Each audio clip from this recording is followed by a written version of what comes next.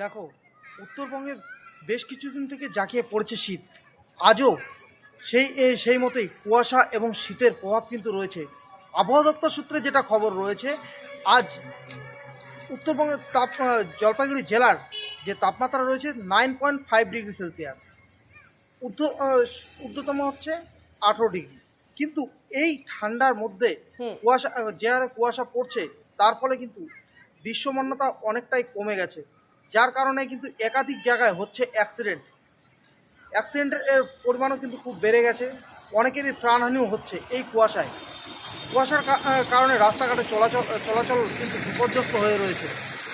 সকালে উঠলে দেখা যাচ্ছে রাস্তা যেন ভিজে রয়েছে। বৃষ্টি আকারে পড়ছে কুয়াশা।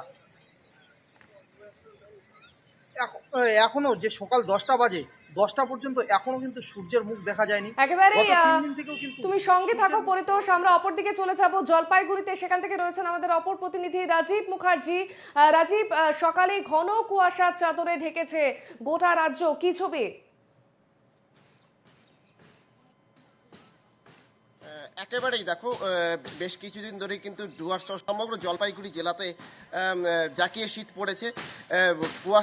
কুয়াশার দাপট একদিকে যেমন রয়েছে, সেই সঙ্গে রয়েছে কনকনে ঠান্ডা হাওয়া। একেবারে জবুথবু জলপাইগুড়ি জেলাবাসী, ডুয়ার্সে ঘুরতে আসা পর্যটকরা কিন্তু এই শীতলতম এই আবহাওয়াকে কিন্তু যথেষ্ট উপভোগ করছে এবং তারা আনন্দে মেতে উঠেছে রীতিমতো। বাইরে যেমন কুয়াশার দাপট রয়েছে, সেখানে কুয়াশার দাপটের জেরে কিন্তু ঘন দৃশ্যমানতা কিন্তু খুবই কম। কিন্তু পথ চলতি যে সমস্ত গাড়ি রয়েছে, তাদের ক্ষেত্রে কিন্তু যথেষ্ট অসুবিধার মুখে পড়তে হচ্ছে গাড়ি চালকদের।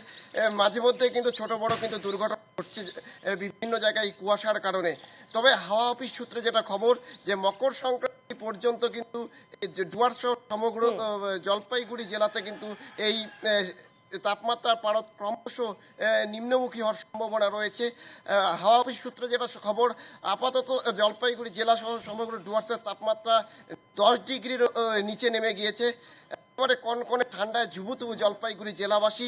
ঘরের থেকে বেরোলেই কিন্তু অনেকে একেবারেই আমরা দেখতে বিভিন্ন পাচ্ছি রাস্তার সেই মোড়ে মোড়ে ছবি। দেখতে অবশ্যই আমাদের সঙ্গে ছিলেন প্রতিনিধি, মালবাজার থেকে ছিলেন আমাদের প্রতিনিধি পরিতোষ রায়, অপরদিকে জলপাইগুড়ি থেকে ছিলেন আমাদের প্রতিনিধি রাজীব মুখার্জি। তোমাদের দুজনকেই ধন্যবাদ।